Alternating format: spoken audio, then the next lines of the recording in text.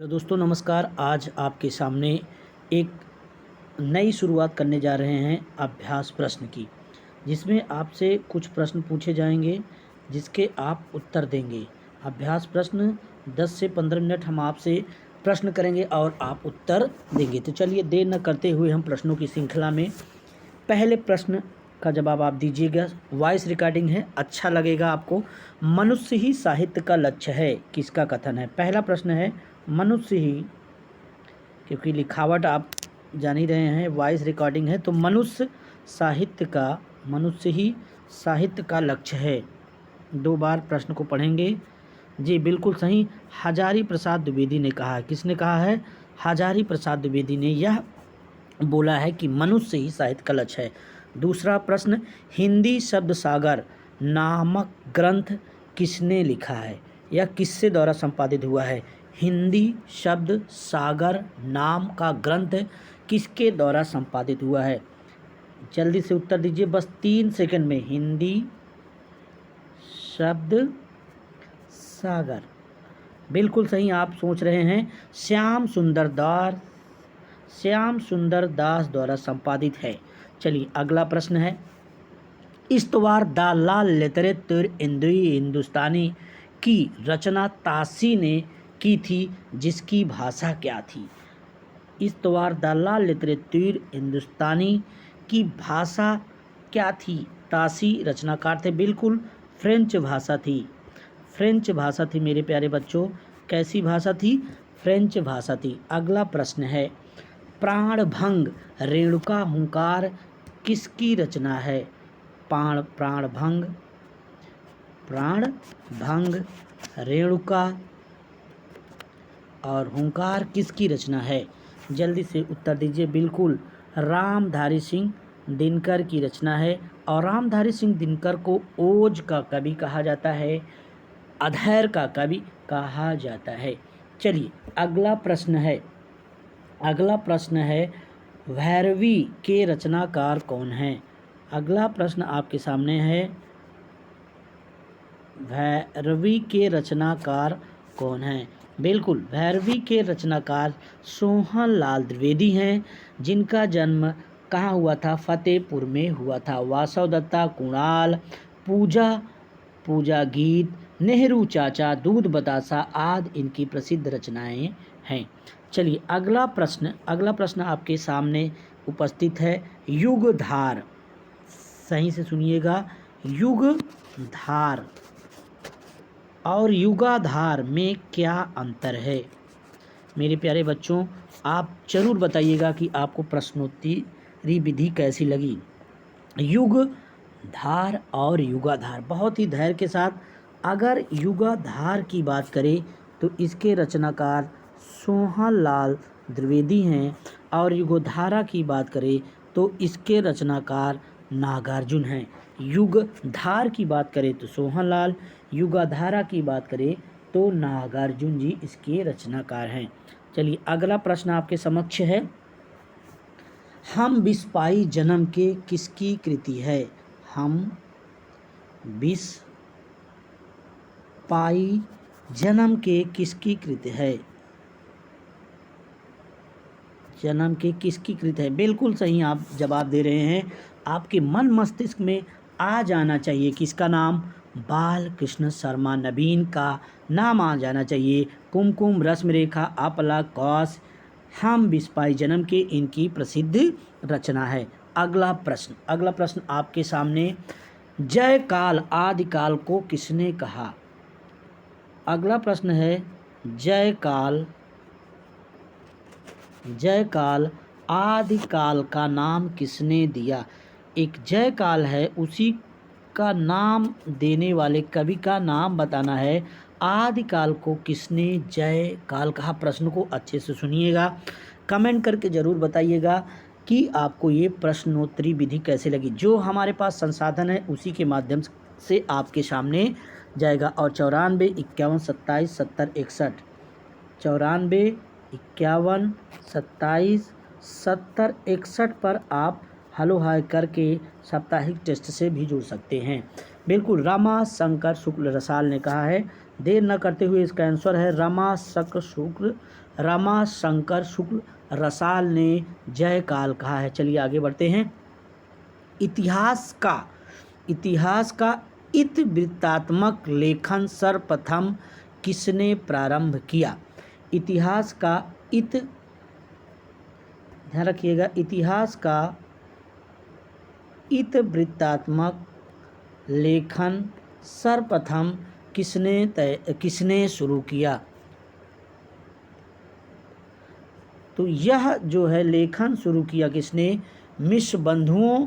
मिश्र बंधुओं के विनोद में पाया जाता है। यह उक्त अगर बात करें तो डॉक्टर राम कुमार वर्मा की है। अर्थात अगर इसको अच्छी तरीके से देखें तो इतिहास का इतिवृत्तात्मक लेखन सबसे प्रथम मिश्र बंधुओं के विनोद में पाया जाता है। यह उक्त कथन डॉक्टर राम कुमार वर्मा का है। ये प्रश्न पूरा यही है, डॉक्टर राम कुमार वर्मा का है। फिर से सुन लीजिएगा। इतिहास का इतिवृत्तात्मक लेखन सबसे प्रथम मिश्र बंधुओं के विनोद में पाया गया, क्योंकि यहाँ पर कंफ्यूज हो सकते हैं। इतिवृत्तात्मक जो विशेषता थी वो द्विवेदी युग की थी। अगर ऐसे कथन की बात करेगा तो आपके डॉक्टर राम कुमार वर्मा जी को उत्तर जाएगा। अगला, अमीर खुसरो की पहेलियाँ और मुकुरियाँ किस भाषा में थी? अमीर खुसरो की, अगला प्रश्न है, अमीर खुसरो की पहेलियाँ और मुकुरियाँ की भाषा क्या थी? जो अमीर खुसरो ने जो मुकुरियाँ लिखी, जो पहेलियाँ लिखी, उसकी भाषा क्या थी? जल्दी से आंसर दीजिए। और अमीर खुसरो को आप जानते हैं खड़ी बोली के, बिल्कुल खड़ी बोली के रूप में जाना गया। तो खड़ी बोली के रूप में इनकी मुकुरियाँ और इनकी पहेलियाँ जानी गई। अगला प्रश्न है, गोरखनाथ का समय 11वीं शताब्दी किसने माना? गोरखनाथ का समय 11वीं सदी किसने माना? जल्दी से उत्तर दीजिएगा, दिमाग के घोड़े दौड़ाइए। 11वीं शताब्दी में गोरखनाथ का समय किसने माना? बिल्कुल पीताम्बर दत्त बर्थवान ने माना। मेरे प्यारे बच्चों, किसने माना? पीताम्बर दत्त बर्थवान ने माना है। चलिए अगला प्रश्न शुरू करते हैं। सिद्धों और नाथों में सबसे पुराने कौन थे? अगला प्रश्न है, सिद्धों और नाथों में सबसे पुराने कौन थे? सिद्धों और नाथों में सबसे पुराने कौन थे? मच्छंदर नाथ थे। कौन थे? मच्छंदर।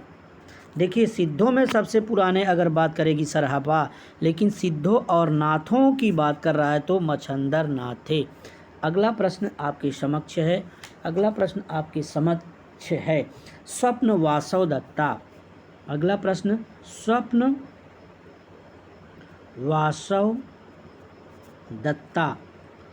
वासव दत्तम या दत्ता किसकी कृति है? संस्कृत साहित्य से प्रश्न है। स्वप्न वासव दत्ता, बिल्कुल स्वप्न वासव दत्ता भास का क्या है? भास की कृति है। और भास का यह नाटक है स्वप्न वासव दत्ता। प्रतिमा नाटक, अभिषेक नाटक, चारदत्तु, मध्यम व्यायोग, दूतवाक्यम, पंचरात, बालचरित, ऐसे इनके प्रसिद्ध नाटक रहे हैं। और भास कालिदास से वरिष्ठ थे। क्या? कालिदास से वरिष्ठ थे भास। इस तरह से प्रश्नों की आप लगातार श्रृंखला आप देखते रहेंगे। अगला प्रश्न है, कुमार पार प्रतिबोध किसकी रचना है? कुमार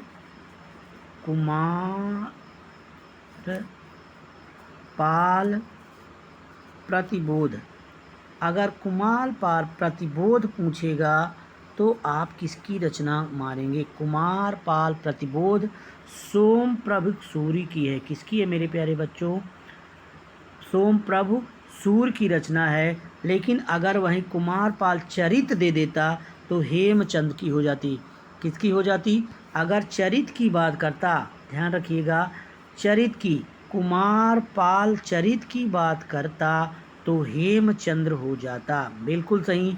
और प्रतिबोध की बात करेगा तो सोमप्रभु सूरि हो जाएंगे। क्या हो जाएंगे? सोमप्रभु सूरि हो जाएंगे। अगला प्रश्न है, कुमार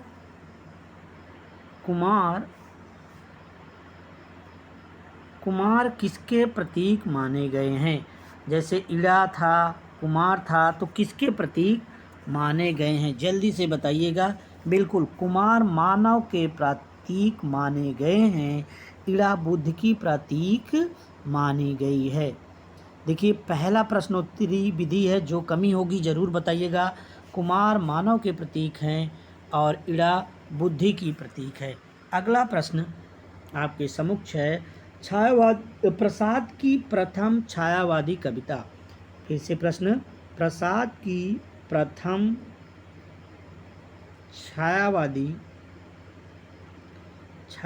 कविता। प्रसाद की प्रथम छायावादी कविता का क्या नाम है?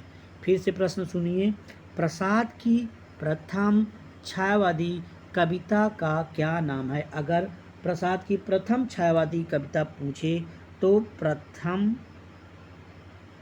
प्रभाव। अगर प्रसाद की पहली छायावादी रचना पूछ ले तो झरना। तो यहाँ पर प्रश्न को ध्यान देना है, प्रसाद की प्रथम छायावादी कविता पूछे तो प्रथम प्रभात होता, प्रभाव नहीं, प्रथम प्रभात। और दूसरे प्रसाद की छायावादी पहली अगर रचना पूछ ले झरना। अब प्रसाद का प्रथम कविता पूछ लेना छायावादी देके सावक पंचक। इस तरह से आप अलग अलग तरीके से आप देखेंगे।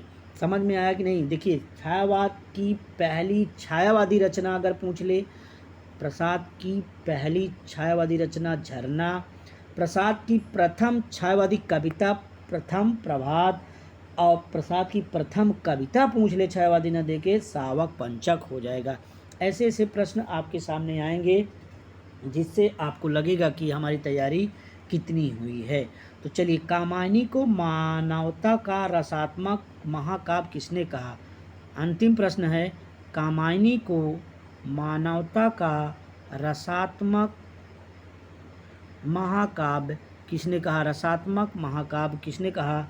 तो शुक्ल जी ने कहा। मेरे प्यारे बच्चों, देखिए लेखनी यहाँ पर ध्यान न दीजिएगा, वॉइस पे ध्यान दीजिएगा। कामायनी को मानवता का रसात्मक काव्य शुक्ल जी ने कहा। बहुत ही अच्छा प्रश्न था। अगर मानव चेतना के विकास का महाकाव्य डॉक्टर नगेल ने कहा। अगर कामायनी को मानवता का रसात्मक इतिहास केवल पूछ ले तो नंद दुलारे वाजपेयी।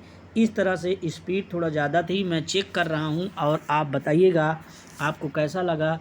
और अगर आपको टेस्ट देना है तो 94 51 27 70 61 पर आप टेस्ट भी दे सकते हैं। तो आपने अपना कीमती समय दिया, इसके लिए बहुत बहुत धन्यवाद। लाइक और सब्सक्राइब कर दीजिएगा।